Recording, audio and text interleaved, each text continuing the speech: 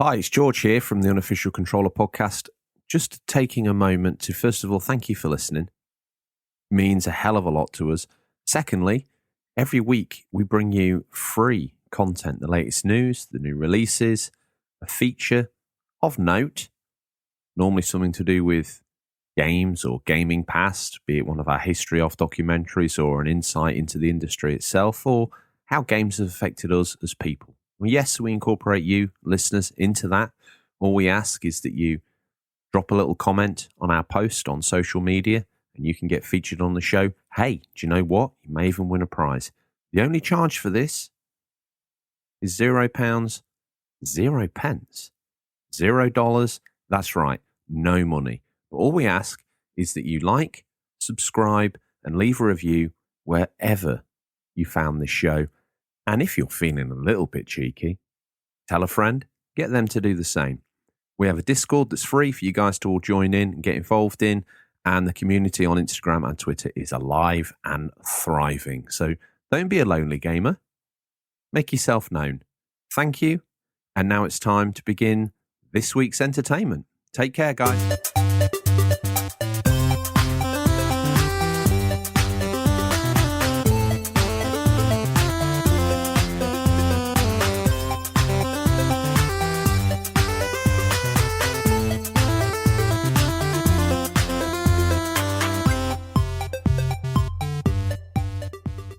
Hello and welcome to the Unofficial Controller podcast, your weekly gaming podcast.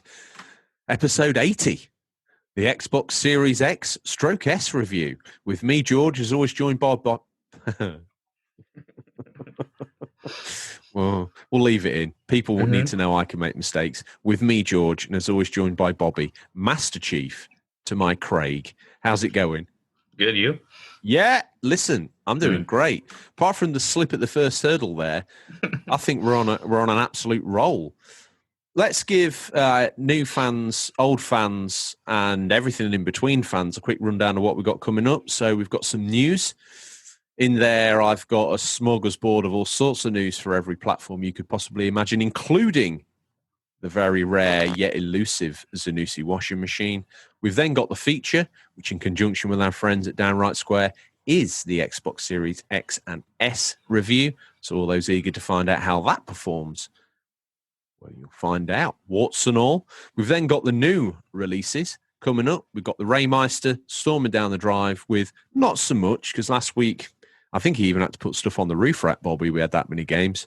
And, bear with, because the election rumbles on. Yeah, man. The hashtag listener Stingray, a.k.a. Stingrays Boot, where we go through and critique your pickups, hasn't happened yet, but it will. We'll probably do a special episode next week. Yeah, we're going to have to, for sure, if possible. Succeeds or gets put through officially, then the hashtags will be released. Free the hashtags. Anyway, those that know the format of the show know that once all that's done, Bobby, I ask you what you're hoping to play for the next gaming week, but the show. Take a sip of your Red Bull, friend. Orders, grip that wheel. Bobby, what have you been playing? 90% of the time, just AC Valhalla. Wow, That's it. Yeah, and I play a little bit of Road Company. I already have the Platinum, but a couple friends who have it just want it. So I'm helping them, a couple days a week when I can, just get some wins, really. But just pure Valhalla. I have about 15, maybe 17 hours in.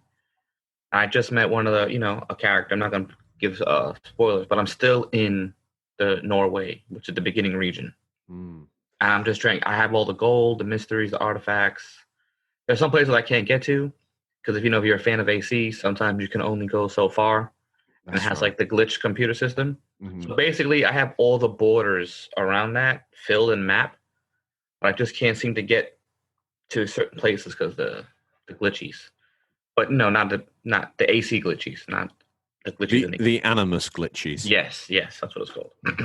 Okay, all right. Well, what about you? Yes, well, I've been playing. After you finally relinquished control, I got some PS5 time. I've been playing Spider-Man Miles Morales.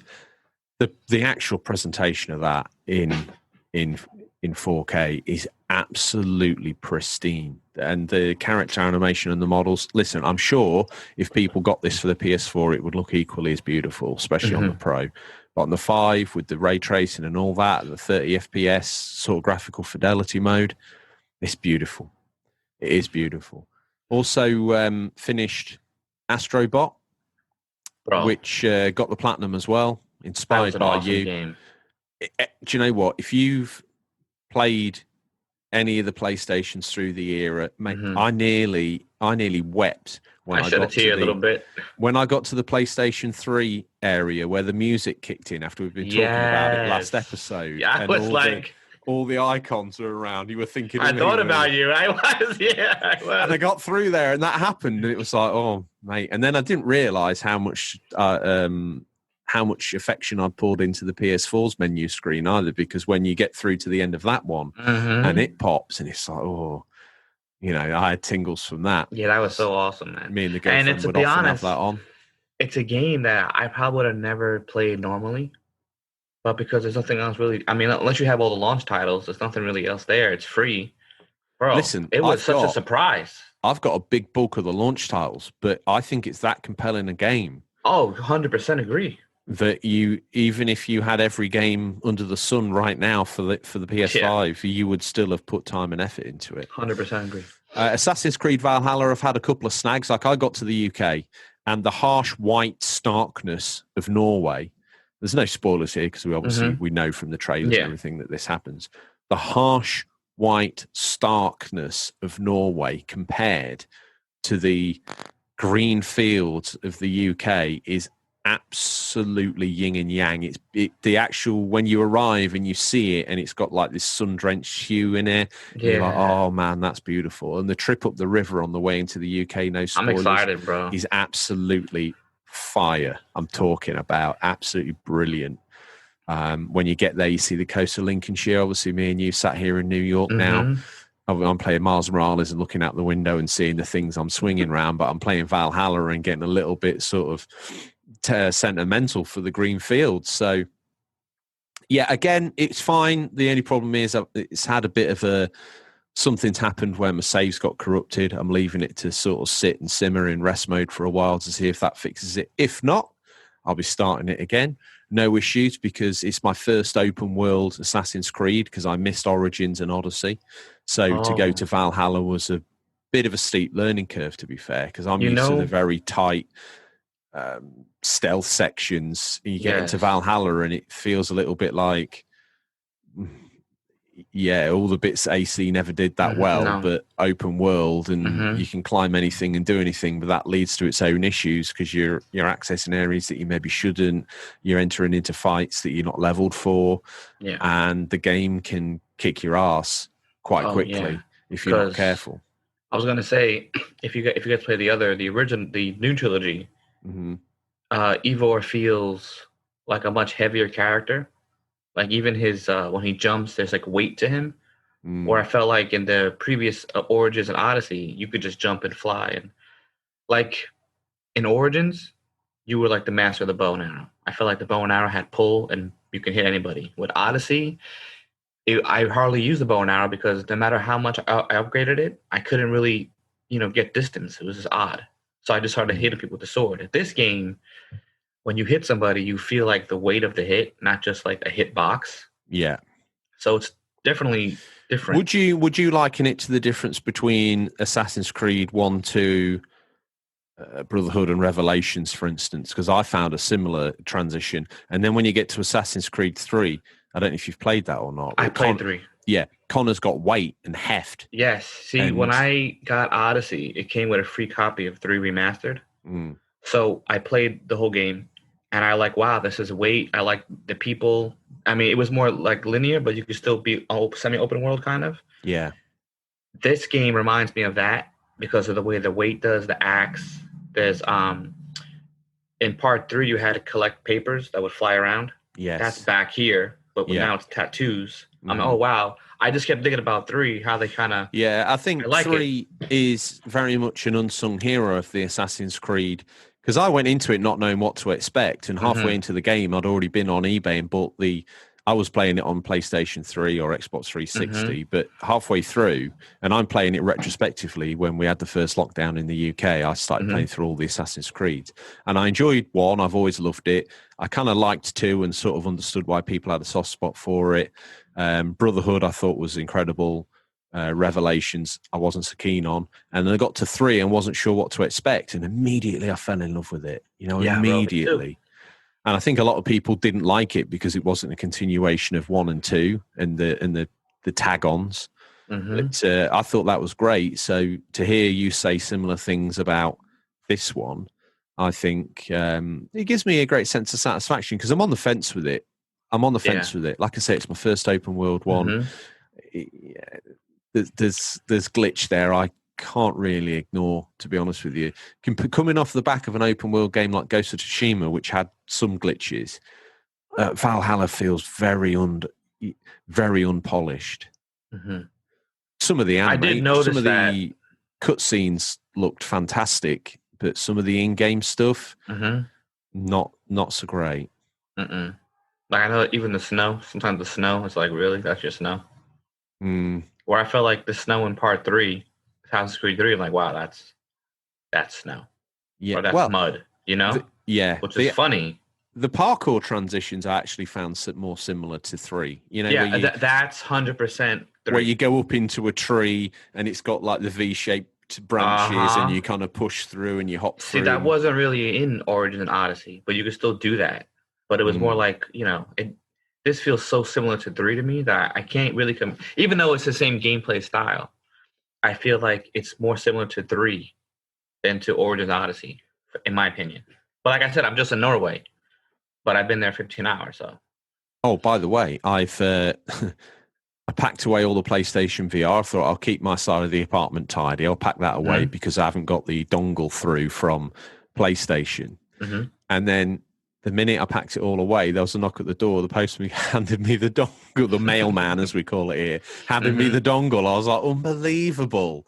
So off the back of finishing Astrobot or Astro's Playroom, I'm actually quite intrigued to get myself a copy of Astrobot VR and then play through because it looks to me like the enemy types are exactly the same and a lot of the other sort of level design is the same, except it's been tweaked for VR. So if I could have that experience with VR that I had with the DualSense, I would be very happy boy. Bro, I would be happy if they made a sequel or just put Astro, that character, into another. Have you gone back and done the DLC trophies for Astro? 100%. I did everything one shot. Right. I was hooked. I've got one more to do to get that DLC. And it's cool because somebody beat my time. One of my friends beat my time in one of the races. Mm-hmm. And I was playing Valhalla and it popped up. Oh, this guy. I'm like, you passed my time? And I'm like, you know what? I'm going to go back and beat your time. Well, Tom sent me a message from his prison cell. He must have got a little bit of time on Big Rick's phone. That's to the new listener, that's the ex-co-host of this show who's doing time in a penitentiary in New York. Me and Bobby have moved into his apartment here. I flew over from the UK, and you can tell from Bobby's voice, he is already a resident of the fine city of New York. He sent me a thing saying, I've posted the time. If you want to beat it, he'll let me know. It's kind of like a cool feature. I don't know. What prison is he in? Must be some sort of tax evasion prison where he's allowed to have a PlayStation 5. My goodness. Yeah, he's not in Rikers. He's definitely upstate. Is he? Right, okay. I don't know. As soon as he got sent away, I just put him on my naughty boy list and just invariably he's in a major prison, but it's not like for violent criminals. So, Right, okay. Yeah. So maybe why him and Big Rick's relationship has blossomed then, eh? I mean, look at the benefits that he has had. I mean, yeah, it sucks he's in prison, but I mean, it's not like he's in like. Are you talking friends with benefits, as in Big Rick, or are you talking like? I mean, I have no idea what they're doing, but I feel like he's at least enjoying his time. He's not like frustrated. Yeah, he's in prison, but I mean, he has some perks. So. Okay, well, I reckon without stomping a mud hole dry, that's probably all we've been playing. I think it's time for the news. We scour the very darkest regions of the internet to bring you the latest stories. First up, do you want that one, Bobby? All right. Those things will never be worth a dime. Oh. Pokemon trading cards have steadily risen in value over the past few years. aided in no small measure by the fact that the franchise as a whole seems to be growing in popularity all the time. Those individuals who got into the TCG back in the day are now of the age that they have a more disposable income, and as a result, the value of the sealed packs has ballooned of late. If you need hard evidence of the fact, consider this: a sealed first edition base set booster box from 1999 has just changed hands for a whopping $360,000. Oh my God. The exchange took place at the Heritage Auctions comic and comic art auction, an ongoing event which ends in November 21st. The winner was Thomas Fish, president of BowloutCards.com. He won a Pokemon demo game sealed booster pack from 1998 for $22,800. Due to its small production run, the Pokemon First Edition base set is seen by many as the absolute zenith of TCG collecting. The previous record for this was set at $198,000 and was only hit in September this year.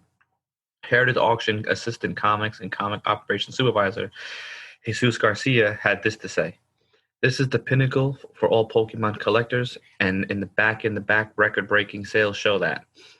The set comes from a very low print run, and to find one is sealed, and in such great condition explains why the demand for this was so intense.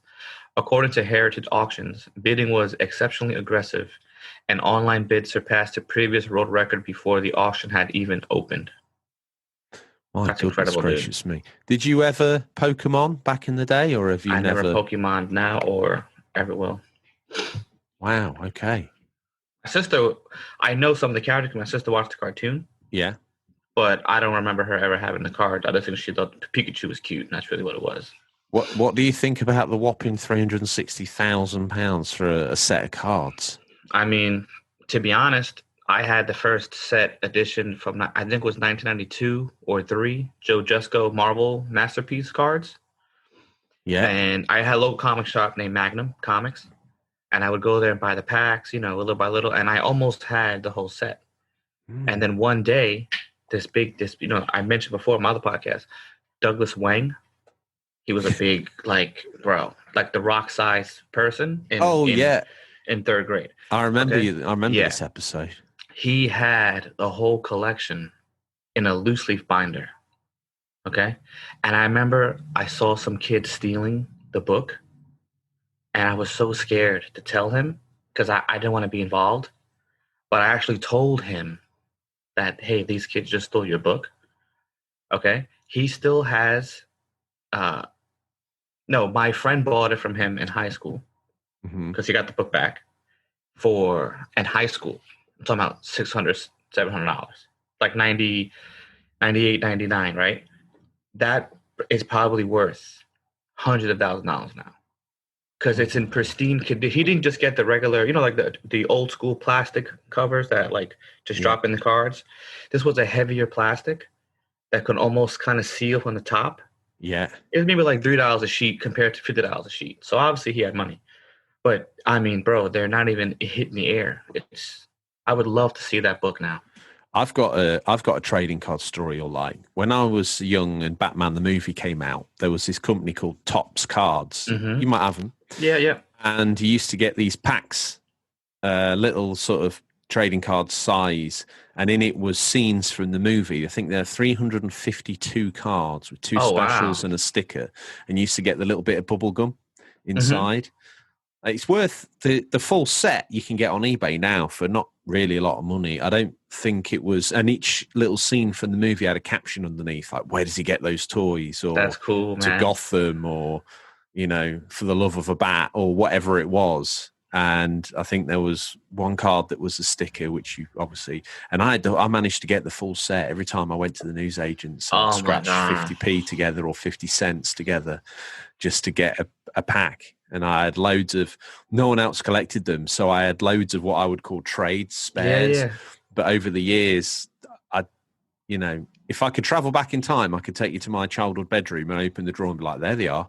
But where they are now, I have absolutely no idea, because the stack was probably about 4 inches wide with a rubber band around it. And then there was another stack of my trades, which was about 2 inches tall.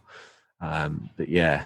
You need That's to so look those cool. out. You need to look those out. This I I used to can love. imagine ripping it open now and the smell of the chewing gum with a little Yes. bit of dust on the cards that had come off the chewing gum.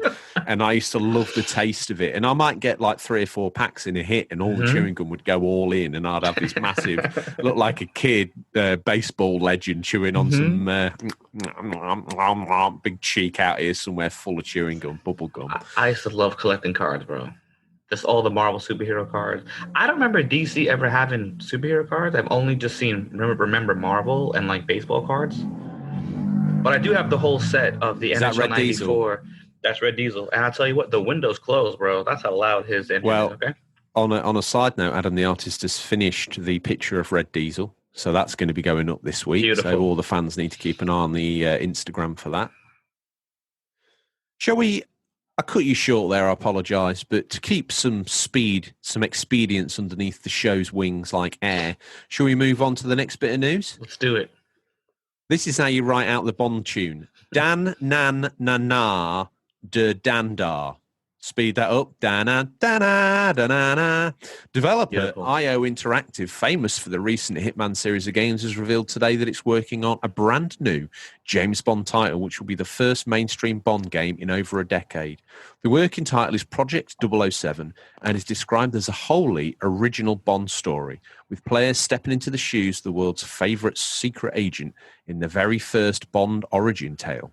There's no release date for this one or even a suggestion of platforms as of yet. IO says it's currently recruiting elite talent to join the team that will build out the game, so we might be waiting for a while yet. This is very early days. We're right here on the edge of a story here, Bobby. It's literally the DNA. What would you like this to be? Well, if they're using from doing some other investigations, it really feels like they're going to be using the Hitman Origins engine to power this game, which immediately puts it third person. That's fine. I haven't got a massive issue with that. I don't want it to be. I think the thing with Bond is it's got so much nuance that you need. It's very easy. Back in the day, you couldn't really do a lot. Like in the 16-bit era, a game had to be a platform game with shooting bits, right? That's how all games were. So that's how all games were transitioned. In the sort of PS2, in the sort of N64, PS1 era, there were going to be FPSs. In the PS2 era, sort of 360 era, there were going to be FPSs as well. Now there's a little bit more sort of insight, a little bit more ability to do different stuff. So, yeah, in a way, your ultimate Bond game would be almost like an open world with, and using the Hitman as an example, several ways to infiltrate the baddie area, the baddie's dad. One way is for you to use your Q gadgets to sort of bluff your way into one area, or maybe, there's a cocktail party and you've got to get the right, is it Quantum of Solace where he kind of takes the guy down in the toilets and he puts the tux on, boom, and he's got the bit he needs, the invitation he needs to get the gift bag to get into the main area. And then it sort of goes into a little bit of a melee Scrabble from there. Bond's got these great moments, these frenetic moments, which are almost, likened to interactive cutscenes in games. They're very scripted sequences. But in between that, it would be nice to flesh out the Bond story. Like, I've read some of the novels and the granular detail in there, it's like a Bret Easton Ellis novel. The way Ian Fleming describes his drinks and his car and the building that he's staying in and the clothes that he's wearing. There's so much more to the Bond. If they really delved into it, I've gone off on what you've asked me, what sort of game I think this should be, and I've given you a very round the houses. It's called Passion, bro, and I'm interested. And normally I would say to you, I'd pitch an idea, and you'd be like, I'd buy that straight away. For this, I think maybe a 3 or 4 open world sections which build towards a climax. I think if it was just an out and out shooter, it'd be very sort of seen it, done it, really boring. But if it was a section of multiple infiltration styles where it's not full stealth, because Bond did some stealth, but not all the time, that maybe once you completed the section, you then sort of conducted in a chase escape, be it on skis or in a car, and that was more on rails. I think that would be a pretty good payoff. Yeah. And give you the feeling of being Bond without like babying you too much, but also keeping the narrative flow going. I think personally, I think it's quite a hard franchise to decide you want to work with, but I think IO Interactive could do a stand-up job of it based on the Hitman games. Because I would love if, like, as far as a hand-to-hand combat, something like Sleeping Dogs, because like the Daniel Craig era, that's the fight scenes are pretty cool.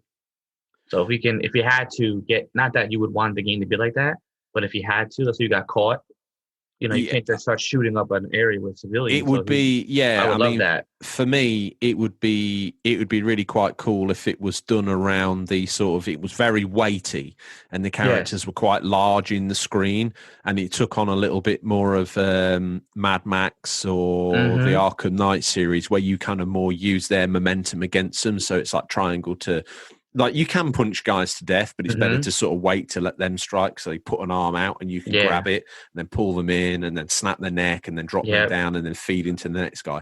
Not full Batman style where you kind of like zooming between. Because for me, that always suspended. I know you're a big fan of those games, but it kind of always suspended my disbelief. It was good from a video game point of view to keep the combo going. But when you triangled and then the next combatant was maybe 20 feet away and you just zip to him, even a batarang and pull like Batman, like the Spider-Man games that would then link the animations together would have had a little bit more like, oh, great. So keeping it very granular like that. Mad Max is a good example. You can't zip to the next character in Mad Max. He's very brutal. If they're not right there, you can't chain a 400 combo together. Yeah, which I like. Can't. A little bit better. Yeah. So that would be, I'm all for that.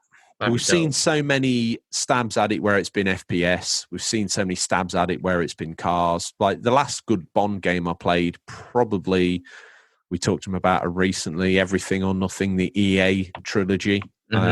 Pretty good. I think we've probably, for a very small nugget of news there, Bobby, I've probably talked the hind legs off a donkey. So talking of legs, Bobby, what's this next bit of news? A little bit of leg. Speaking with Russian media outlet TASS, PlayStation bigwig Jim Ryan has asked about Sony's response to Xbox's popular Game Pass subscription service. He replied, intriguingly, there is actually news to come, but just not today. The executive then went on to talk about PlayStation Now, which is the Japanese giant streaming platform. In a curious statement, because when asked a similar question earlier in the year, Ryan explained that Game Pass-like subscription doesn't make sense for us. He told Games Industry Biz, we are not going to go down the road of putting the release titles onto a subscription model. These games cost many millions of dollars, well over 100 million, to develop. We just don't see that as sustainable. Obviously, the platform holder has its work cut out for them right now with the PS launch. So this probably isn't the right moment to start talking about other initiatives or may not have in the pipeline. Consider our curiosity piqued, though.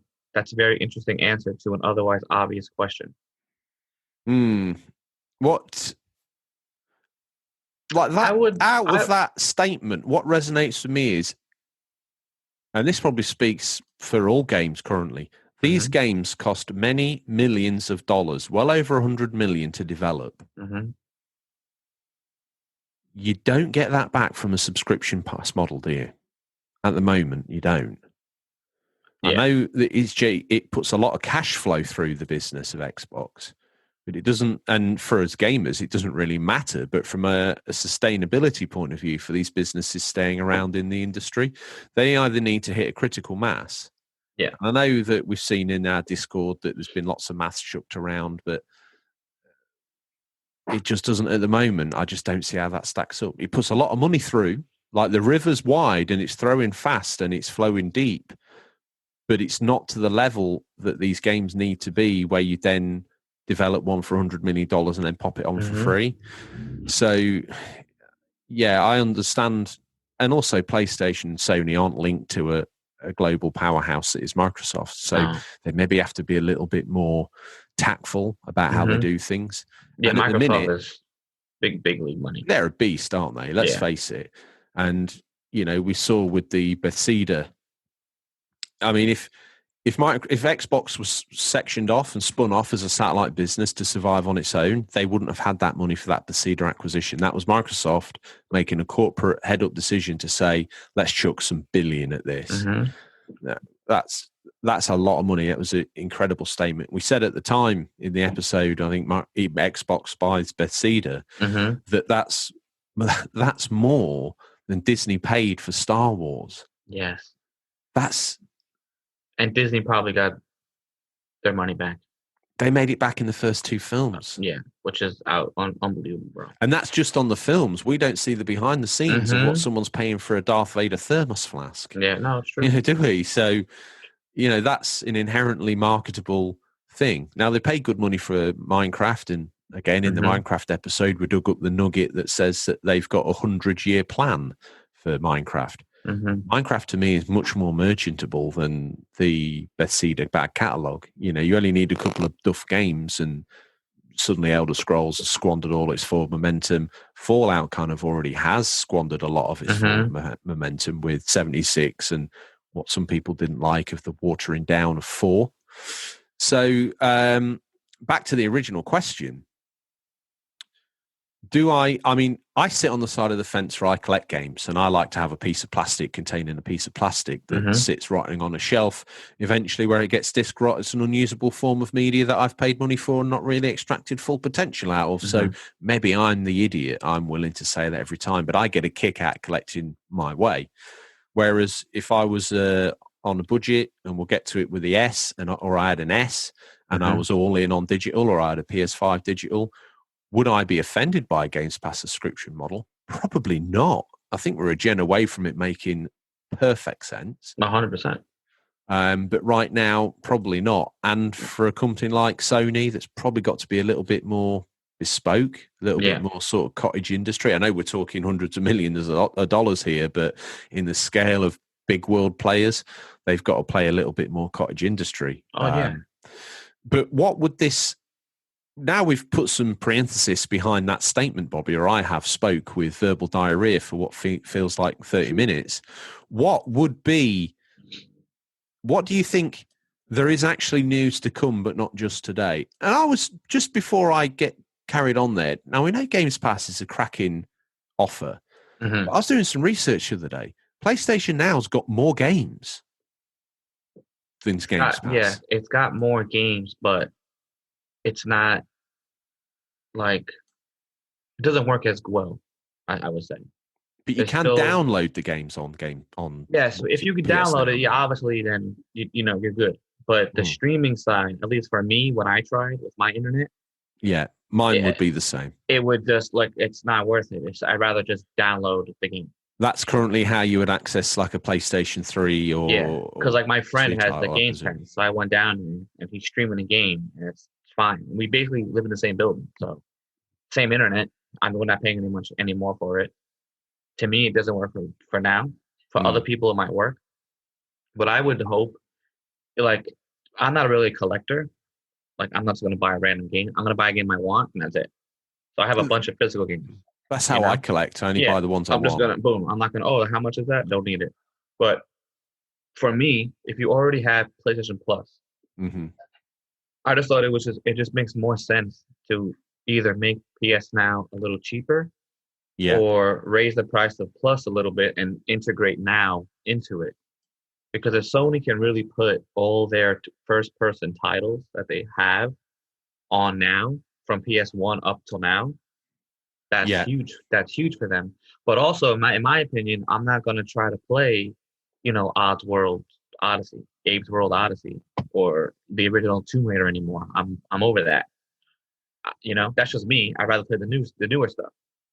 But if there is a game that's on there that intrigued me, that maybe I don't want to spend money on, and I'll try it out, and if I like it, I'll play and I'll buy the physical copy. I didn't know this, but PlayStation Now, which is the sort of similar to Games Pass, is already if you buy a year's worth, it's £49.99 For the year. Yeah. or $59.99. That's cheap. Seems cheap. It's £5 a month, pretty much. Yeah, no, it is pretty cheap. It's great. I'm telling you, if you are on a budget, it's a great deal because $50 for the whole year, you're done. When I was in the UK before I moved out to the middle of nowhere, before I moved to New York, I lived in a village that had Virgin fibre, and the internet was blisteringly fast. I'd imagine that's probably got the speed that you need to probably extract the most out of something like Games Pass or see, if I PlayStation called Now. my cable company and listen, I'm in the basic, I don't know, whatever, silver tier, whatever. Let me get the gold tier, and they'll turn on the boosters, and my internet will go through the roof. I'm sure it'll work fine. Yeah. But I don't feel like paying for that right now. No. Well, that then takes you $59.99 a year and turns it into more like $199 a year, and that's not acceptable. So back to the original question then. What do you think they, other than sort of lumping PlayStation Now in with Plus or dropping the price down so it's even more attractive than the $49.99 or whatever it is, what other news do you think you might have to come? You mentioned something before we started recording, which I thought was a pretty good idea. Yeah, like, you know how you're going to get your 2 games a month for, PS4 and then 1 for PS5 now? You're going to get 3 free games a month. Yeah.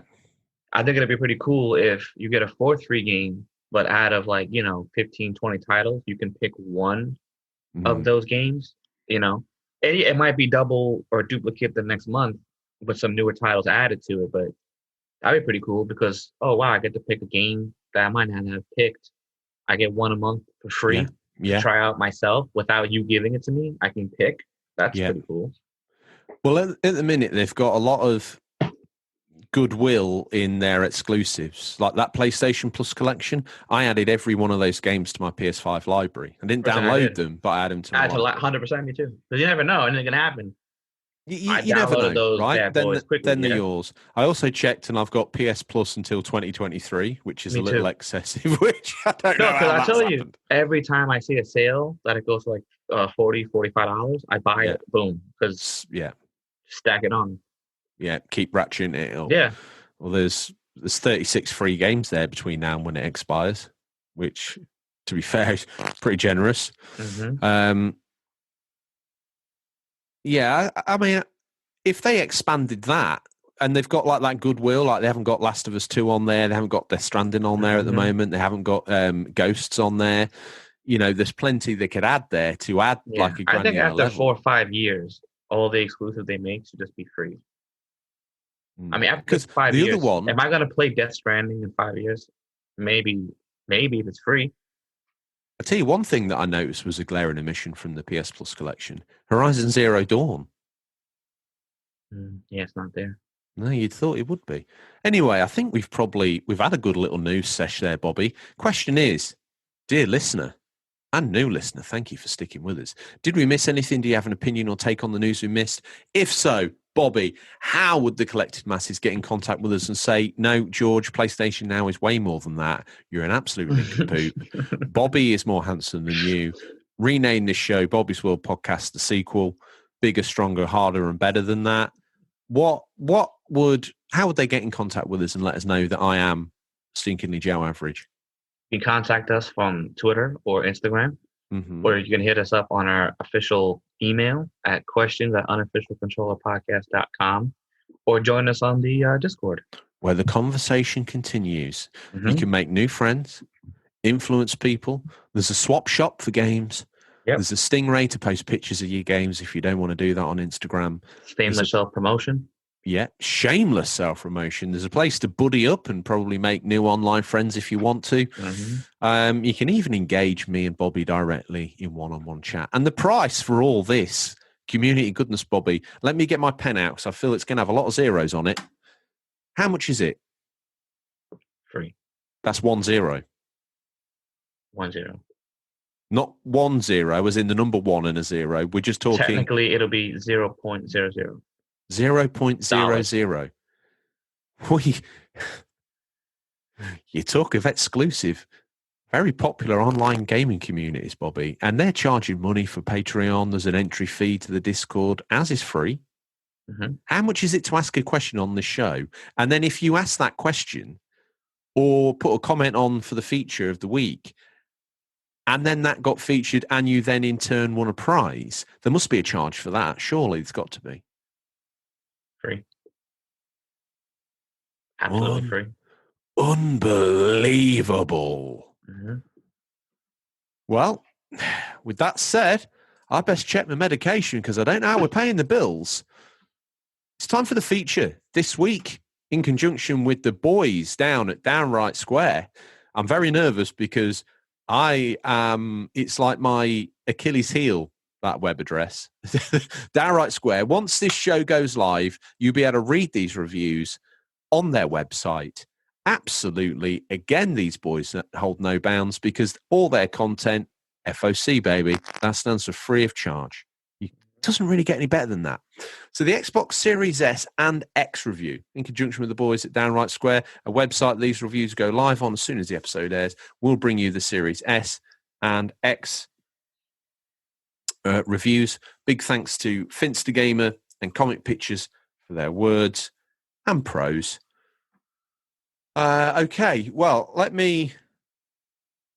I will dig out the first of our reviews. I'm going to do the Series S. This one's provided by Finster Gamer, a.k.a. Mickey. You think he wrote this in like his sexy like unitard? Well, he's sobered up for a week of lifting weights in a leotard on the, or unitard as you call it. Mm-hmm. I don't know what one of those is. I see that more as a wrestling singlet. Yeah. Okay, that's what it was. Yeah. Yeah, okay. He's put the glue back down for half an hour. He's picked up a 1S. A boy lives an eclectic lifestyle.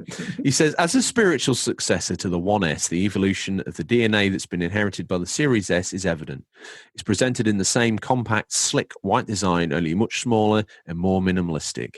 It's hard to believe that the console's even smaller in person than they appear on pictures, resembling the dimensions of a tissue box or an albeit hefty crime novel. As a testament to its miniature stature, it measures in at literally a quarter of the size of the PS5 in its cubic volume. At £249.99 English pounds, it's £200 cheaper than the Series X, Dave, straight PS5, and £100 less than the all-digital PlayStation counterpart, making it the all-round lowest-priced entry into the next-gen hardware.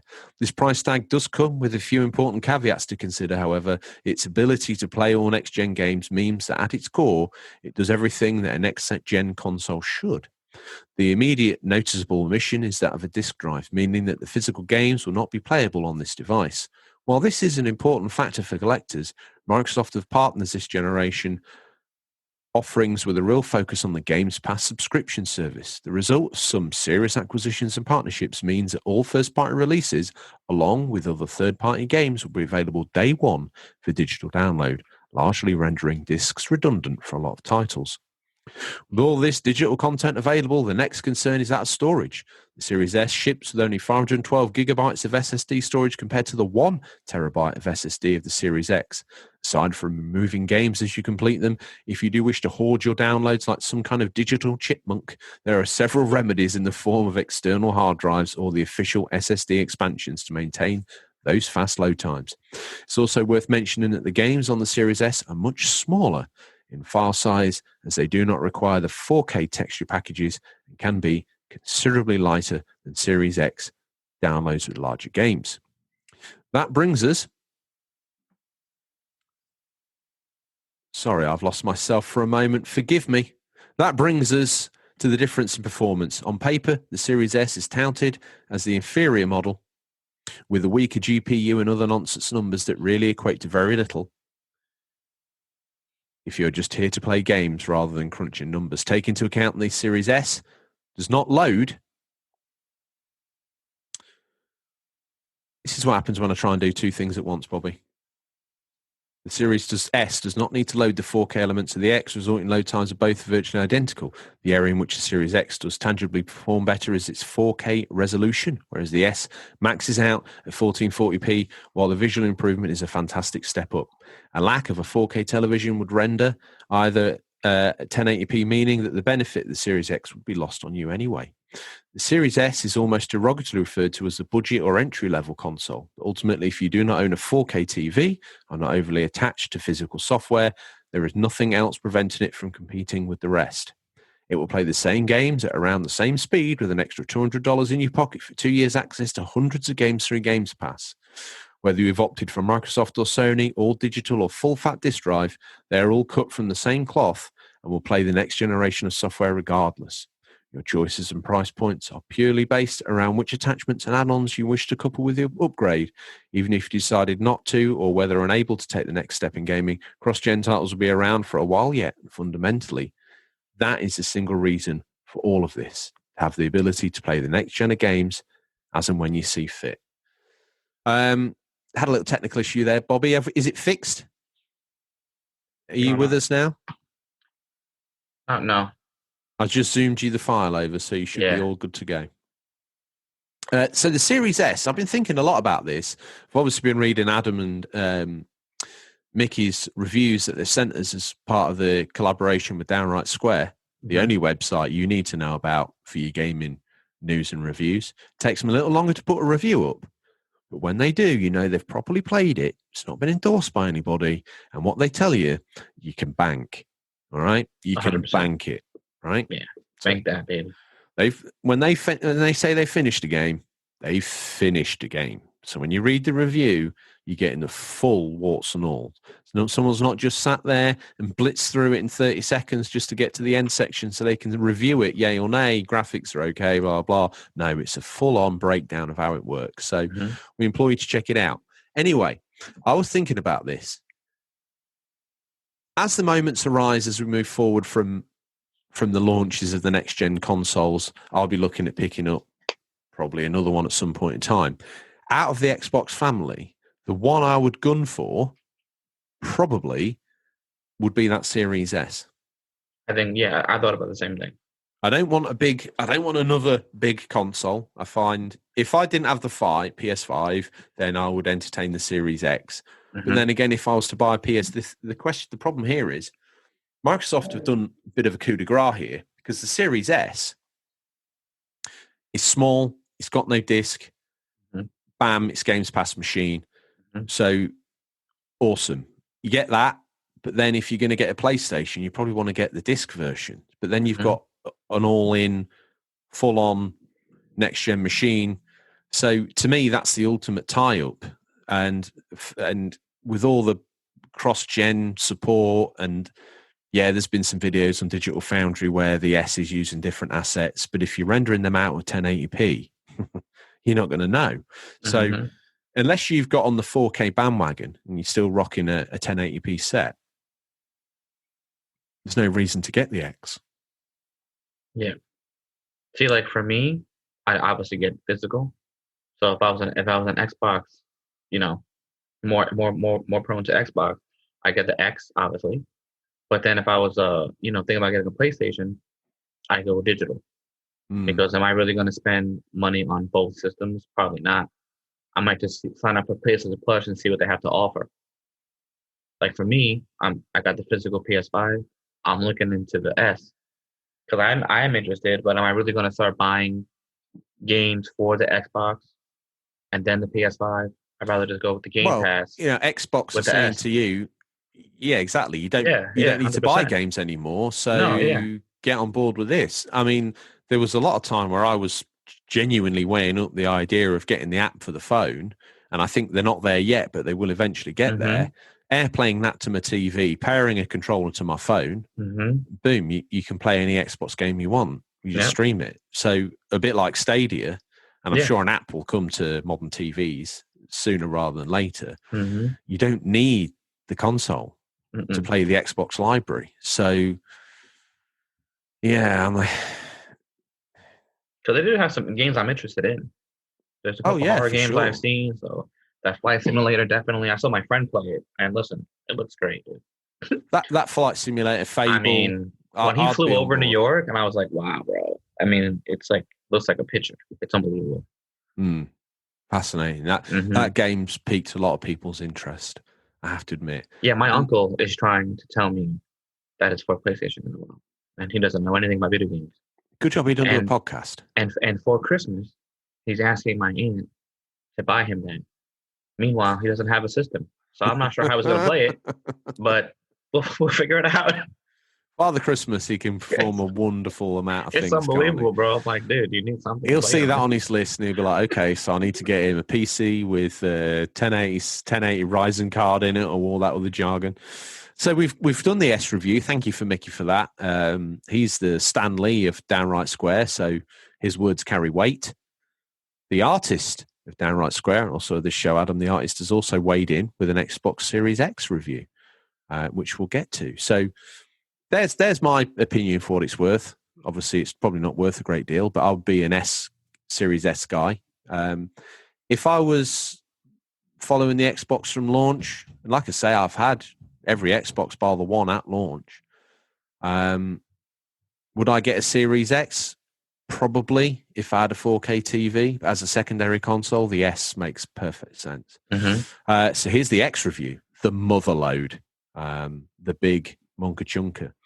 So first off, the Series X is the most powerful console on the market, blurring the lines between a PC and a console in terms of outright capability. But the reality of the situation is there's little discernible difference between the actual output of Microsoft's powerhouse and Sony's PS5.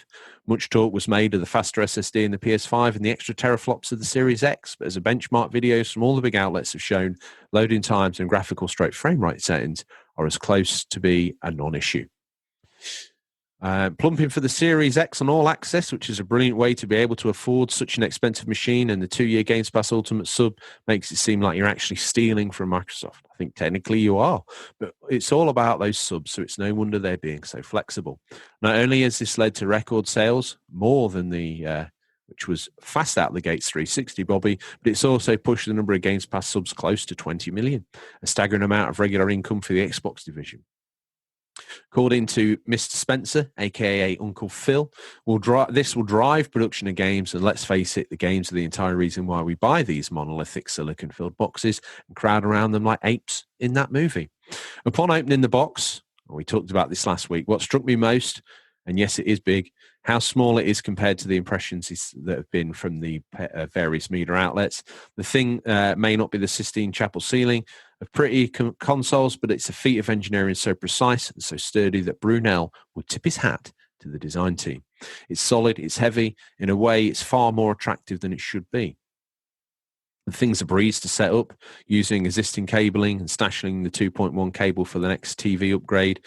You plug in your USB HDD and transfer over your games, which then immediately started upgrading for their enhanced versions with no prompting. Again, we've talked last week about Microsoft got that covered off.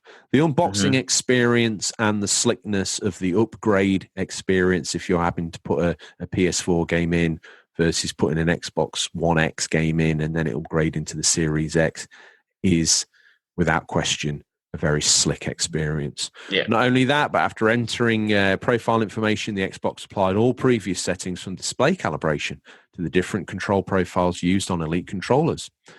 Not actually sure it's been that easy since the cartridge days. That ease brings to the main point and or takeaway of Downright Square's yet brief experience with next gen in terms of gaming and games. We are beyond, at least initially, seeing the kind of leaps in graphics that we've been used to in generations gone. This time it's all about the quality of life. Don't get us wrong, regardless of what TV you're playing on, games are going to look better, particularly on the Xbox, where auto HDR and upscaling via machine learning makes your older games run faster, smoother, and better looking than ever. There's pretty much standard 60 FPS across the board. There's massive leaps in lighting, volumetric effects, and ray tracing. But, and this is still us being realistic, they're squeezing more and more still out of the last gen, with games like The Last of Us 2, Hellblade, Ori, Will and the Wisps, and more. So do these new games and new effects make you sit up and say, wow, in the same way that previous leaps have? No, they don't. Got to agree with Adam there. You know, going from the PS1 to PS2 stroke original Xbox was like a, oh my goodness moment. Going from the PS2 or original Xbox to 360 PS3 was equally as a, oh my goodness moment. Going from 3 to 4 and Xbox 360, I need to get my numbering convention right here, to Xbox One. That was like, oh, it looks a little, it looks a bit more refined. And the same leap here, like it's doing things, the elimination of the load times, etc., blah, blah, blah, blah, blah. Yeah, amazing, but not that initial leap that we saw. And they're getting smaller every gen. I think by the time, and I was thinking this the other day, Bobby, has that reduction in WoW, if they had not released those midlife consoles in the Pro or the One X, by the time this next gen rolled around, would we have been more blown away? No, I mean, how much better is a PlayStation original original model to a Pro? Is it like really that outstanding? I thought it was. Yeah, it was good. It was a big uplift. Yeah. See, I don't have a Pro, and that kind of bridged the gap for me. Mm-hmm. And if I still had my original 4 and I was going to 5 on 4K, I'd be like, my goodness gracious me. Yeah, so I have the original 4 to 5, but the same TV. See, so Valhalla, I guess, looks as best as it's going to look for me on my TV, which still looks beautiful. I can only imagine when I was like on 4K. But how much better graphically can the games possibly get before you're just watching a movie? I mean, there's times where you're playing. Here's an example, that Miles Morales. There's times where I was like, what? The character models, like hair in games still now, even to this day, looks a little bit sort of like, oh dear, I won't look at the hair. All right. Valhalla does a pretty good job with the facial hair. Yes, I thought that looked good, but the actual it looked hair, like actual, like they did a beard, not just like a blotch. Yeah. It looks great. And the facial animations and the look and feel and the emotions that the characters convey in Miles Morales as another example looks great. Looks really good. And the scene around you looks amazing. Just the next fidelity up from that, which will be PlayStation 6 or Xbox, whatever that's going to be called, but Xbox 4, I think it's just going to make those backgrounds more solid. I still don't think we're going to have realistic hair. I think that's going to be something we're chasing for many generations. But anyway, back to this very eloquent review.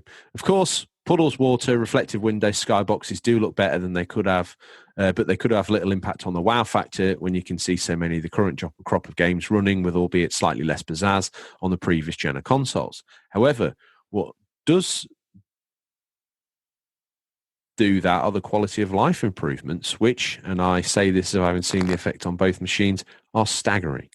Yes, that's something I'd agree with. Those load times, Bobby, that with this current gen of new gen, that never gets boring. Like, zap, you're in the game. Like, no, it's unbelievable, bro. And you're not not just believe it. Scratching your head looking at what menu to press. You are in the game. Load times are staggering, so quick there's no time for a coffee, biscuits, or trips to the loo. Increased frame times make everything seem smoother and shinier than before, and it makes the feeling of immersion in the worlds we sink ourselves into so much very deeper. Destiny 2, for example, is like a different game. Such are the improvements to the way it runs. The generational leap has changed somewhat. It's harder to see, but it's so much very easier to feel. And that's something that doesn't convey in those Digital Foundry videos. And I think Adam's done a very good job of sort of showing that point. And again, once this show airs, you'll be able to go to Downright Square and That's just Daisy. Is that the dog? Yeah, it's Daisy's dog. Is that your pet? I've not been all the way deep to your side of Tom's apartment, or is that no? I just have 2 cats. That's just Daisy's dog outside barking. All right, okay, that's nice.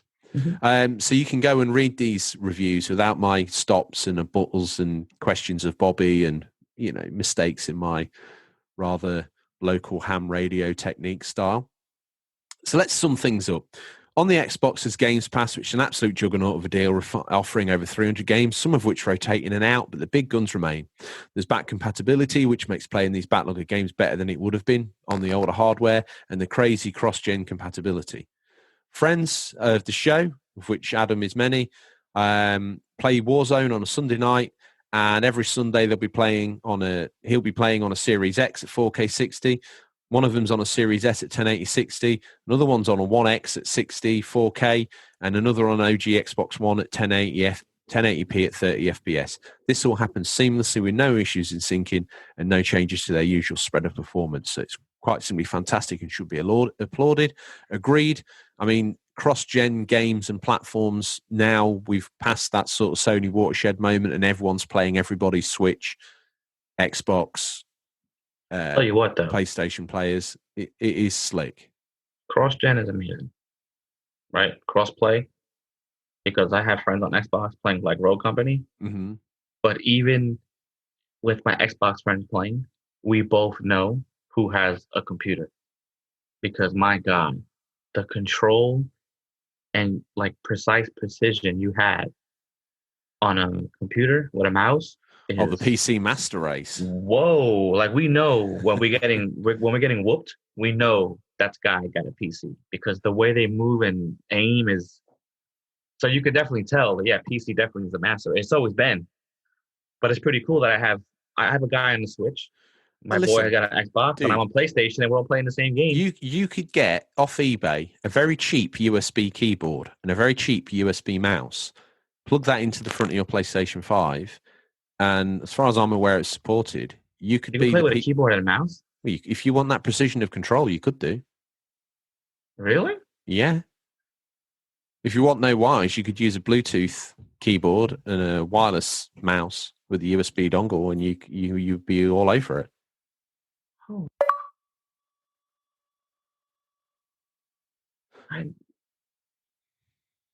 It's 2 for 2, Bobby. One more and you are off the show, friend. I had no idea. What, that you swore? I got rid of the swear sound effects. I thought he'll never do that again. I'll delete it. God, I had no idea you could do that. Like you had no idea. This is going to go up there with the. I didn't know you could use the DualShock 4 on a I feel like, am I even a gamer? What am I doing on the show? I don't know. You're here because you've got gaming chops. I'm here because I've got chops. That's it. I don't have no idea. So right in the middle of the Xbox episode, there's going to be a PlayStation 2 startup sound. Unbelievable. No, make it Xbox achievement sound. Okay.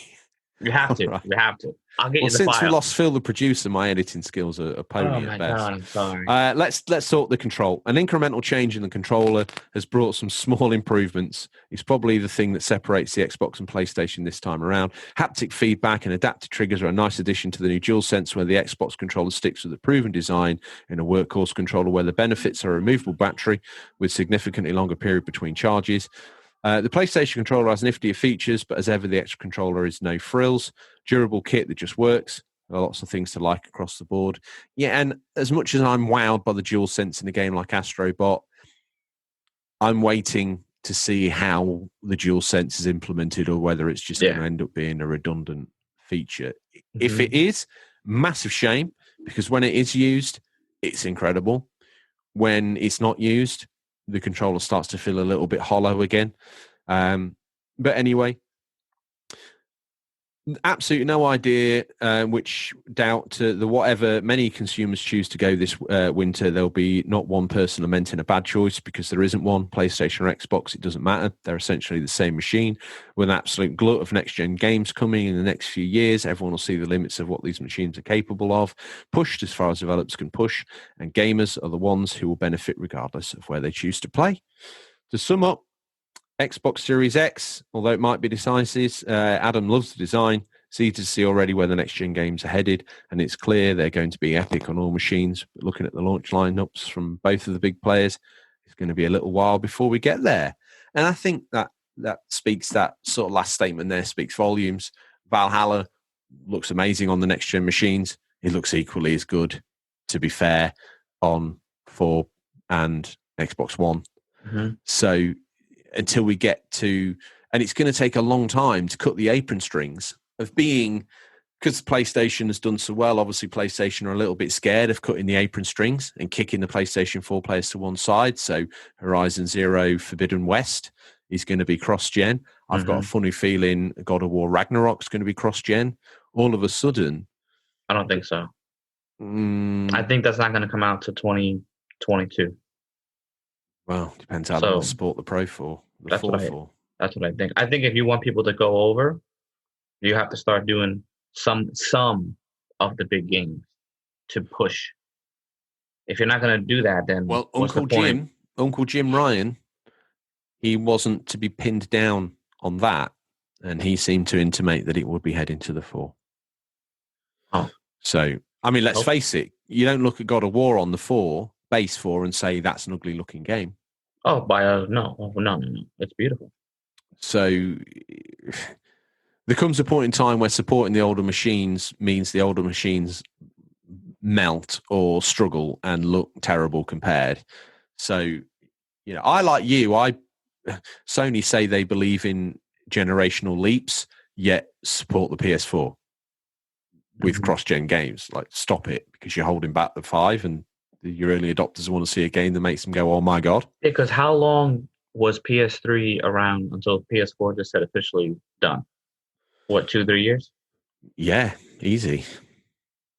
Mm-hmm. So it's going to be a while before the apron strings are cut. But the thing that meant that the 4 started to grow wings and fly was that the 4 and the 3 were very different UIs. So there was nothing, not UIs, but game building development tools. Yeah. The 3 obviously is a completely different beast. It speaks Swahili, whereas the PS4 speaks, French or whatever. Mm-hmm. So getting those to cross-gen over was difficult, nay, impossible. Although you saw it with games like, Assassin's Creed's always there, bridging the gap, because obviously you can get Black Flag on PS3, which I've got, and I think looks great, but you could also get it on the 4 as a launch game, which, just looks slightly better picture, It's very hard to pick the two. If they're running on separate TVs, if you were flicking between on the same TV, you'd be like, oh, I can see, the granular detail there on the sand doesn't go out as far on the PS3 or the 360 or whatever, but you know what, we're nitpicking. So to Adam's point at the end there, I think we're a good 6 months to a year away from seeing what these machines can actually do. Yeah, 100%. When you look at how much more powerful that the 5 is or the Series X is than the Pro or the One X, we're talking a leap of 3 or 4 times that power. That's the general leap. That's the generational leap that made us go, oh my goodness, from the 3 to 4 or the 2 to 3, which we've not seen. So I'm excited for what the future holds. But in the meantime, right, we've got snazzy new consoles with some awesome cross-gen and exclusive games that are going to keep us more than occupied, especially if you're looking to Platinum or 1000G, those bad boys. Yeah. There's 6 months worth of games there already. Yeah. Bobby, with all that said and done, I think we've sorted the technical issues. We've got some listener comments. First up, loyal listener and a wonderful human being who I'm growing to love like a man should love a woman. It's Mr. Graham.c. He says, how does it compare to the PS5 in actual performance? Forget the stats for a second on a personal level. How does it perform? Well, I can't speak for that, but I've gone off and done some research, and it seems to me they're much on a par. At the moment, there seems to be a little bit of an FPS boost towards the PS5 for some reason, and I've been doing some research to try and understand where that comes from. And that doesn't mean just watching a Digital Foundry video and telling you what I've seen.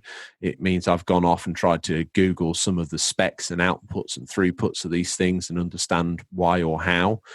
There's a consensus that some of the games and the Xbox series are built on a platform that's for PC, Xbox One, and Xbox Series X/S. And that unification of the platforms is causing the game not to perform to the highest level that they could do. And when we're talking 5 FPS drop here, we're not talking massive dips or anything ridiculous like that. Whereas the PS5, you make the game for PS5, you make the game for PS4. It's the same base game, but then you tweak it, you put it on the disc, and you make it that version.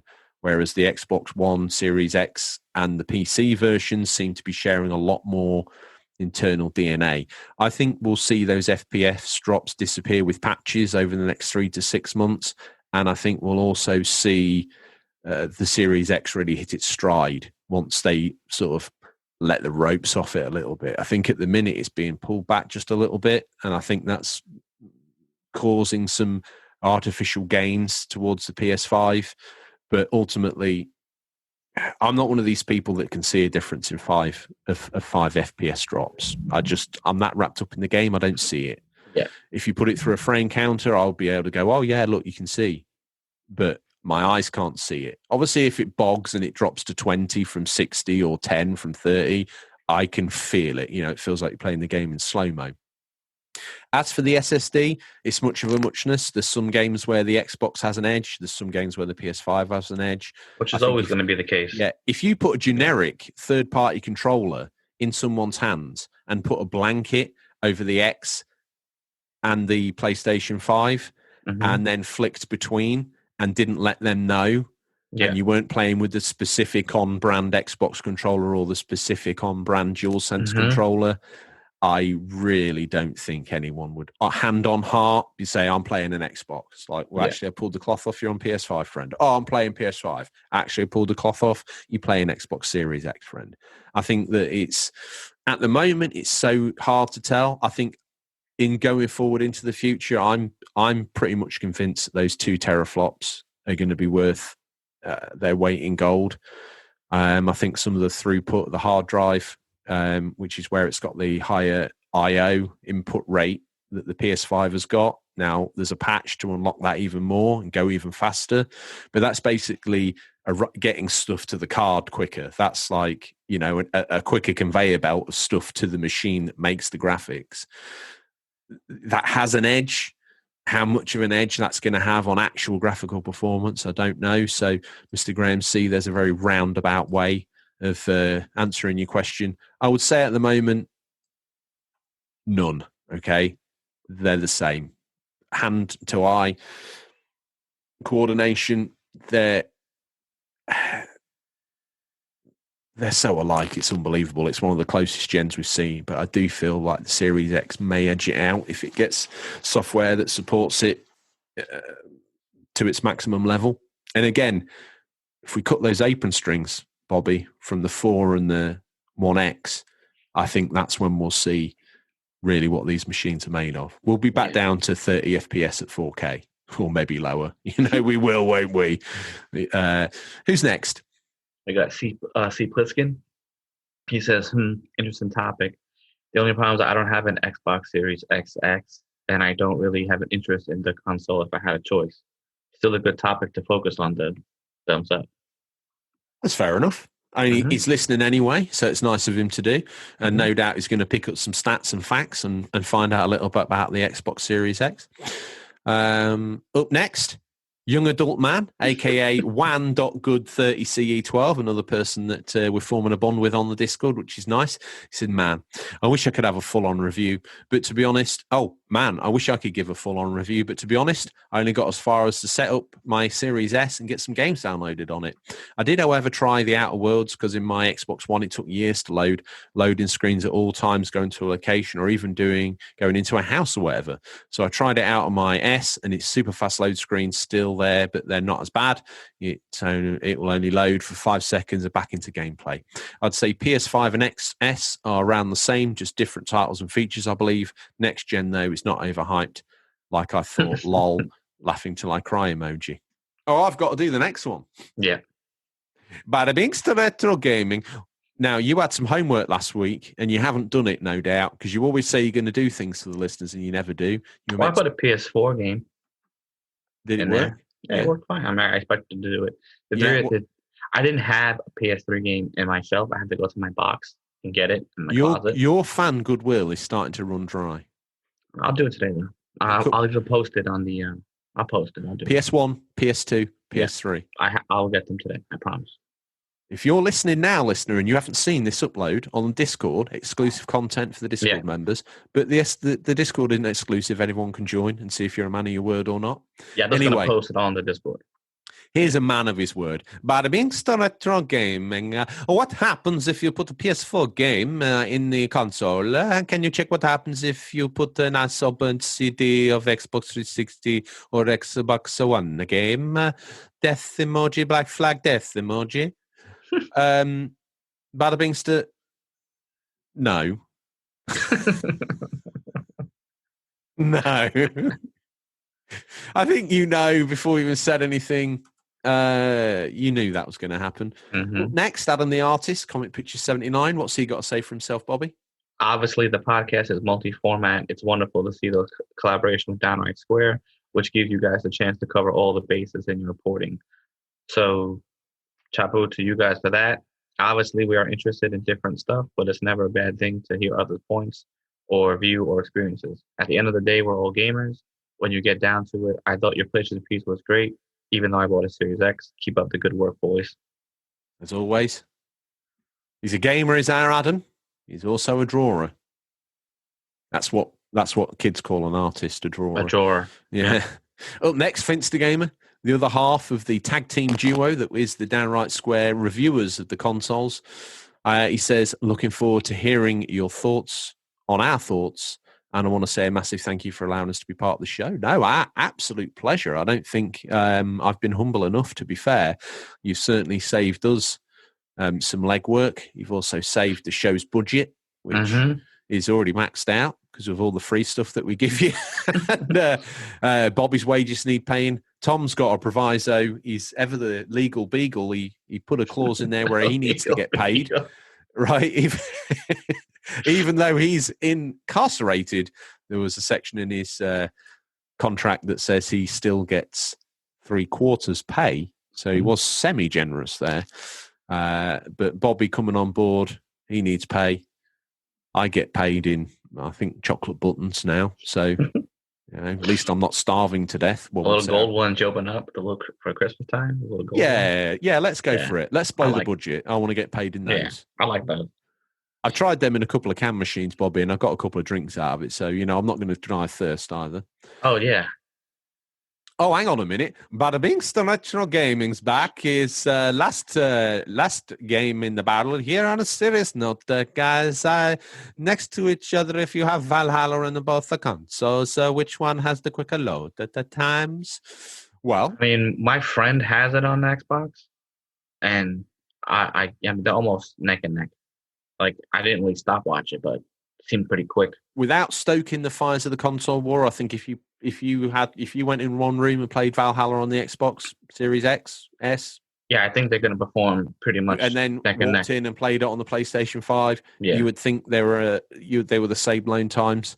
Without stoking the console wars, there has been tests done, and the 5 does scrape it literally by 2 seconds max, or 0.2 seconds. It's very, very close. To which point, I really don't think it matters, to be honest. Because I have Odyssey, right? And the loading screen when you fast travel, I can run around and roll and, other stuff. Here, you get maybe 2-3 steps and boom, like you're in. It's kind of like done away with that, hasn't it? Like before, that was a place where you could quickly practice the controls and things, and now it's like, you get like one swing, and that's like, oh, okay, I'm here, which is amazing. To that point, pretty cool. The actual, if you fast travel in Miles Morales, in the original Spider-Man, if you fast travel, it showed you a scene of him on the subway. Yes. Talking to people. On the PlayStation 5 version, you have to go in and select show fast travel animations, because otherwise it loads so quickly you don't even get it. Oh, wow. So you have to go into the options and select subway animations, and then it will show you a picture of Miles on the subway. That's pretty cool. That's all we've got as far as features go. So that's everyone's comments. Thank you, everyone, for messaging in. I enjoyed that, and I think that in the future we ought to do a little bit more of that, especially to make sure that we cover off every angle of the whole, every single corner of facet of the whole consoles. And I think we need someone to represent PC gaming. I don't know whether that's going to be Downright Square or what, but we always read out the new releases, but we could do with a PC gamer feature or 3, I reckon. Yeah. Anyway, once again, humble. If this podcast was videoed, you'd see me down on my knees wearing holes in my jeans as I pray to downrightsquare.co.uk, the mighty Finster Gamer, and this week he's lent his the mighty Adam to review the Series X. So we've done both those machines. To paraphrase Adam, what a great time to be a gamer, right? Yeah. What a great Yeah, time to I be a appreciate it. gamer. That was nice, guys. Thank you very much. So thank you for that, boys. And by the time you're hearing this, you'll be able to go to Downright Square and read the review, as I do a pretty poor job of reading it out. So there you go. There's no listener Stingray because here in America, hashtags are banned in case they influence the already ended election. But there you go. It rumbles on. So as I say, I'm sure we will do a special episode where we critique the listeners. But not to worry, because the real deal is about to absolute blast up fifth for Main, Bobby. What's he been up to this week? What's been up to? Yeah. I don't know. I'll tell you what I've been seeing. What? Going in and out of that basement by the bodega. That ground floor basement. In and out, in and out, in and out. Do you know what he's doing? Because what's the owner of the bodega's name? Was it Julian? No, Lewis. Yeah. Okay. All right. No wonder he looks at me strange when I go in and call him Julian all the time when I go to get my white roll. And his son is Julian, though. Really? Yeah. That's where the confusion comes from. So that's probably where it is. Well, anyway, I don't know which one's serving me, be it Julian or Lewis. Juliet Lewis. They look, they look similar considering they're like 20 years apart. I mean, that man's aging well. I heard that he's in and out of that basement because he bought so much Trump memorabilia. He's now got nowhere to offload it, so he's rented Lewis's cellar. Or whoever, I don't even know anymore. The guy that runs the bodega and his boy, he's rented the cellar and he's dumping massive amounts. Knowing Stingray the way I know him, though, he'll pay the first rental fee and then he'll skip the rest, and it'll be their job to get rid of all that Trump merch. Yeah. So no doubt next time you go in there to buy a coffee, it'll be like, "Do you want a free flag? Trump for president?" No, I'm all right. Anyway, here he comes. It's time for a peek in what we affectionately call Stingray's boot, what's nestled between some counterfeit nappies and a dodgy copy of Battlefriend all this week. These are the new release highlights for the week, November 16th, November 22nd, 2020. Listeners, these are out digital or physical, or will be by the time this podcast's in your feed, but could be, yes, they very well could be region dependent. Have you picked a mummy, and have you chosen a VHS, friend? I sure do. Okay. I'll go first. Bubble Bobble 4 Friends. The Baron is back on PS4 and Switch November 17th. The popular dragons Bub and Bob are back. Bubble Bobble 4 Friends is the latest game in the legendary Bubble Bobble series from Taito. Play alone with up to 3 friends in couch co-op mode and jump your bubble dragons through 100 levels to defy the wicked magician Bonner and his henchmen. The bubbles don't just let you trap your opponents either. Your dragons can also jump on them to reach higher platforms, collect extend bobbles to activate and upgrade skills such as lightning and bomb bobbles, develop countless new strategies to develop through the worlds and take advantage of air currents. The original Bubble Bobble arcade from 1986 is also included, which captured the hearts of players all around the world and still has fans humming its title melody today. A celebration for fans and for the whole family. This next game, Bobby, the one that you're going to read out, the mighty Bo Beloba put a link to a video review of this from the XBM network on the Discord earlier. This game's actually attracting quite a bit of attention. It's meant to be a little bit of a... I'm not going to say it's good, but almost sort of... No, it's not naughty, but it's almost like kitsch. So kitsch, it's good sort of game. So bad, it's good sort of game. Okay. I'll let you pull it out. We got 5 dates for PC, PS4, Xbox One, and Switch, November 17th. 5 Dates is an interactive rom-com about the unpredictable world of digital dating. With 5 potential female matches, Vinny explores whether compatibility, chemistry, and connection is still possible in a world where physical touch is no longer an option. Now, before we move on, as soon as I read this, in my mind, I heard of the song from NSYNC, Digital Get Down. Okay? And before people make fun of me, that song was one of my guilty pleasure songs from NSYNC when it came out. I used to rock that. I didn't care who heard me either. I love that song. You heard it here on the show. Well, now we know that little bit more about you. You should have done that on one. You should have just outed all your guilty secrets in the first episode you were on. Really, you could have got that all out of the way. Said some Hail Marys. We'll do a little bit each time. Next is my incremental knowledge gain. Next up, this is my mummy. Mars Horizon, PC, PS4, Xbox One, and Switch, November 17th. Lead a major space agency as you guide humanity to Mars in this strategy simulation game. Construct a base, design and build rockets, conduct missions throughout the solar system, and write your own history of space exploration. Created with support from the European Space Agency. Sounds interesting. Well known for their successful space launches, you know. If you're not NASA or the USSR, do you count? Not really. Next, we got Mortal Kombat 11 Ultimate for PC, PS5, Xbox Series X, PS4, Xbox One, Switch, and Stadia. Wow. November 17th. Mortal Kombat is back and better than ever with the next evolution of the iconic franchise. Wow. Okay. Pac-Man Megatunnel Battle on the Stadia, November 17th. So riveting that I'm not even going to read out the interior. Pure pull for the Switch. I'm normally a big fan of the Stadia, but this week I just haven't got the energy in me. Pure pull on the Switch, November 17th. Get ready for the most authentic pool experience you ever witnessed from the comfort of your couch. One thing I would say. Why do they call it pool, not billiards? I don't know. Is this a pool game? Or is it like a billiards game? I don't know the answer to that. I cannot offer you any. Anybody has a Switch out there, and let me know. Well, they're not going to know, are they? Because it's just here in the UK, 8-ball is called pool. Because I'm thinking like authentic pool experience. Like you're going to swim in the pool. Oh, no.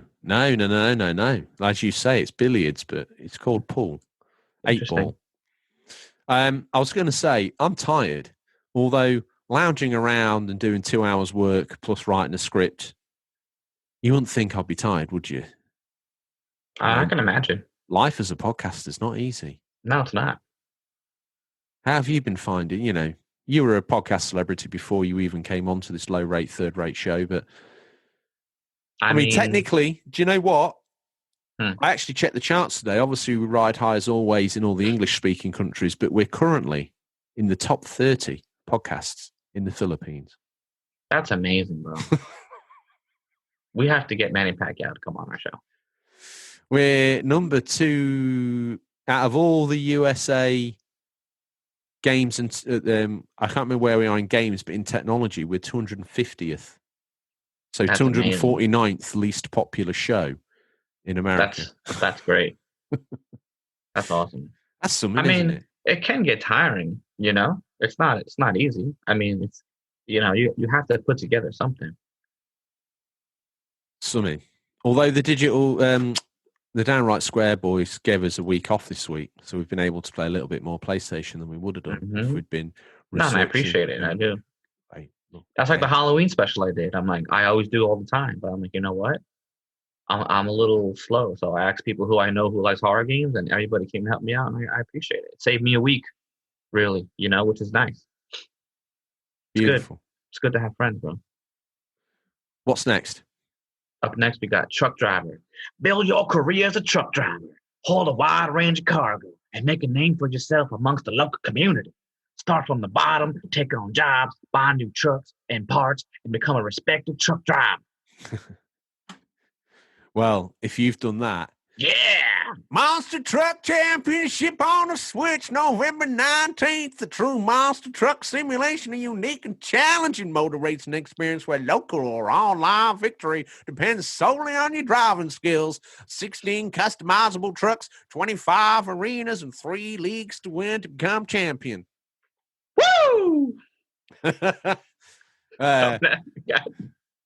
Well, I'll do 2 of them.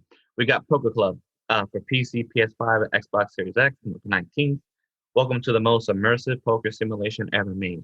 Live the life of a poker pro in a global poker tour and join a club and make a name for yourself in a 200-player online tournament.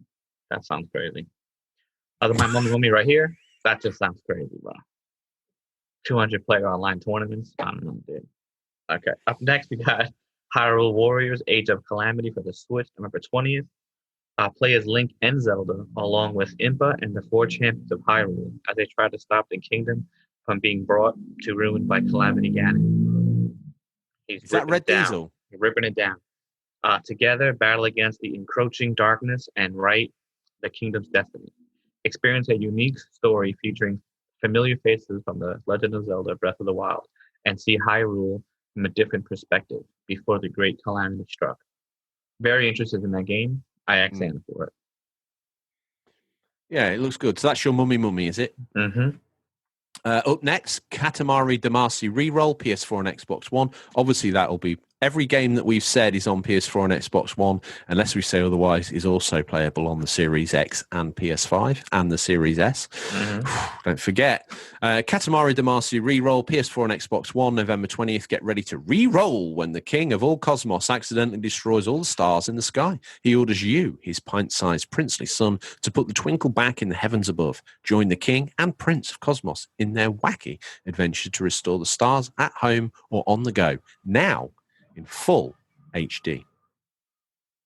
Up next, we got Scalia. This actually looks flipping brilliant. I saw the trailer for this actually just 2 hours before you recorded. Like an 8-bit RPG. It looks pretty interesting. Actually. Yeah, it looks great. Yeah. And it's perfect for the Switch. So it's for the Switch, November 20th. Magic and Monsters Dungeons atmosphere await you in a story-driven action RPG set in a medieval fantasy world. Let's give that an honorary mummy from both of us for the Switch players out there. Yeah, why not? I mean, it does look really cool. I'm not gonna. Yeah, Scalia Prophecy. I don't care how it reviews. It's got the unofficial controller seal of. I mean, obviously, you're gonna get Calamity, but I mean, if you're not into Zelda, if I one day see a game, this. If I one day see a game that comes out, on the back it's like IGN 9 out of 10, unofficial controller podcast. We should just do that, dude. Unofficial controller podcast, Mummy. Yeah, that's in brackets. It. We should make a little logo for that. And then just boom, stamp it on you like that game? But the both of us have to prove it. Okay. Boom. So the first ever officially announced Mummy is a Scalia Prophecy. If they want to, they can put the logo that's yet to be produced on their box. No. Oh, you know what we could do? We could do Mummy. That's it. Why don't we? That's a little bit predatory. Yeah, I don't like Why that. don't we? I'm sorry. I don't know what I was doing there. Got a little excited. You swarm. This podcast meant to be for all ages. Some kids can't sleep tonight because it's like, mummy, like, oh my God. Okay. Yeah, that sounds horrible. I apologize. I thought it was going to be the way forward, but I actually think it's probably not. Maybe we'll even reach out to the developers of Scalia Prophecy and send them a PNG of the logo. Of the Mummy logo. We see that little stand and the thing saying, just to let you know, you've won the game of the week. Recommend. We call it the Mummy. I'm gonna pass out of my chair, bro. The Mumsy. Anyway, before we let the rather bored-looking Stingray depart, because we've held him far too long, and he's got another warehouse of Trump gear to cram into Lewis's bodega cellar. God knows how he's going to make that fit. What's your VHS pick, my handsome friend? The Professional. I think it's called Professional for you guys too, right? Or it might be called Leon the Professional. Leon. That's what you guys call it over there, right? Yeah. Leon. Do you know what Matilda. Bro, when he said that, that's John Reno, right? Yes, I love that dude. I mean, really, he plays the same guy in every movie, but he was perfect for this movie. You know what I mean? 1998's Godzilla, same guy. He has Little Milk. That's it. That was awesome. Gary Oldman. Everyone. Like, oh my God, bro. Do you know Gary Oldman? Has he got shades of Harvey Retro? Bro, if there was a movie based on his life and Harvey Retro's not involved in it, I'm done. I'm done. Do you know what I'm picking? Blue Thunder. It's a story about a helicopter with Roy Schneider and Malcolm McDowell as ex-Vietnam vets. Roy Schneider, they're now both police helicopter pilots. Blue Thunder is the most cutting edge. It looks like an Apache gunship, but it's going to be used at the Los Angeles Olympics for crowd control, except it's got weapons. And when Schneider takes it up in the air, realizes this thing can listen to your conversations. It's tapped into all these databases so it can find out what your name is, where you live. And he doesn't like the idea of a big brother in the air. little does he know how much foreshadowing this helicopter movie, espionage movie, would be. So there's a really amazing helicopter chase around Los Angeles in the climax of the film, and he then takes the helicopter away from the authoritarian government and destroys it ultimately. Spoilers if you were like, well, that sounds good, I'll watch that. Well, yeah, probably don't have to. But if you hadn't seen it and it's from the 80s, don't worry about it. Bobby's going to add it to the list. Deep, Dead Calm, Blue Thunder, he's going to watch the wheels off of them. He's going to play the BioShock collection. I've written down all your crimes and I'll hold you accountable for every single one of them now in the court of George. Yeah. Anyway. And I feel bad because I do want to do it, bro. No one doubts your intentions. I just feel like just the fulfillment of these intentions is low down. Anyway, I've just headbutted the mic stand, Bobby. Good job it was there. I sort of headbutted you clean in the face, and no one wants that. Not from this massive head of mine. We're so close. We were so close. I mean, some would say it's very homoerotic the way we have the mics set so close to each other, and we, good job that we've isolated together, because I'm breathing COVID on you and you're breathing on me. Bro, you're basically 10 inches away from me? Yeah, it's very intense. I mean, that's why the passion comes in the podcast, bro. My eyes ache because it's like this really intense bro stare out competition. From the moment I say hello and welcome, I'm just staring you out. When I look in your eyes and you're talking about an interesting topic and I don't talk, you could talk all day, dude. I'm learning. Okay. Well, okay. All right. Well, yes, let's let Stingray go before this bromance gets out of control. Those who paid attention at the top of the show, they know that I now need to ask you, so they can all get on with their day, what you're hoping to play for this gaming week. Probably just really Valhalla. Okay. Just going to go ham on that. I'm going to explore Planet Coaster. Game intrigues me. I'm going to have a go on that. I always love little sim games, so I'm going to have that burning on the side. I can't play Miles until my son next comes back over to New York, so that'll be on rest, but he'll be back maybe this time next week, which would be nice. That's cool you guys do that. I like that. Yeah. In New York, playing that, one thing that ain't cheap, flights to the UK and back. I got to ask you a question about that game. Yes, far away. I heard that the Chrysler building is not in that game. It's not in that game, but it's in the remastered one. Well, I think they secured the license for the remastered, but when they went to renew it, well, they had the license for the PlayStation 4 Spider-Man game, which were the remastered covers. Mm-hmm.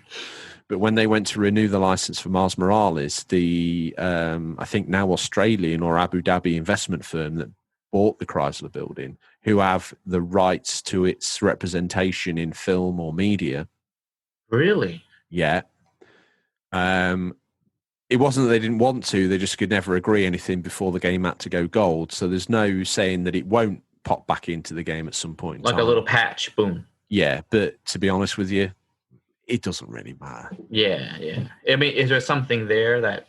Yeah, it's just a more generic shape. I think they had to avoid any sort of reference to its imagery at all. So to play it safe, they had to just pop in something else. Oh, that's cool. I just thought it was nothing was just there. No, it's not just a blank block or anything like that. Okay, that's cool. No, there is a building there. And I think it's the same height as well. To be honest, I didn't notice for quite a long time. And it's like, oh, where's that? And you do some checking and you find out, and it's all about rights to its physical appearance. But there you go. Strange, right? I mean, everything is just copyrighted. So a bit of that. Dave, we're nearly done. Then we'll go trestles, all right? And I'm going to have some of that truffle sauce. Oh, yeah, boy. Yeah, that's what I'm talking about. That's the podcast of life in New York. You go trestles in Astoria. You get yourself one of them Arnold Palmer's. Astoria Palmer's, bro. Astoria Palmer. Beautiful, beautiful. Am I gonna have to get the show's credit card out, or is it one of those all-you-can-eat deals? No, they're treating us. They're treating us today. Are they? Yeah, to be fair, think of all the promos they've had. That's what I'm saying. I told the owner, hey, listen, check out this podcast. I didn't tell her anything. I say, check it out. Oh, I listened to your podcast. I said, oh, no. This is the real deal podcast, bro. Listen to this the whole way through. Let me know your thoughts. She's like, oh, my God, when you guys come today, on me. Boom. Done. Suppose we'll have to take Dave as well, won't we? Yeah, well, no, not really, because she's not in the show. So he's just a kind of annoying hindrance on the side of the show. Why don't we? I'm going to talk to her and maybe get like, hey, listen, give us a drink. Give us the unofficial drink, something that you don't want to put together, but you put together anyway. And if it happens, I'll screenshot that bad boy. Unofficial controller cocktail. Boom. It's got to be yellow and pink. Yeah, we've got it, which is fine. You could do, I don't know, something with like, like a frozen lemonade, pink lemonade. I don't know, something like that. Pineapple. Pineapple. I'm not a bartender, so if I said that, that might sound disgusting. But they'll figure it out. Okay. Well, with all that aside, I'm hungry now, so let's get down there. Let's go. That's all we have time for this week. Listeners, always thank you for your time. We look forward to the pleasure of speaking to you again next week. Until then, happy gaming. Remember, there's nothing wrong with being given the unofficial controller. It's what you do with it that counts. See you, Bobby. Peace.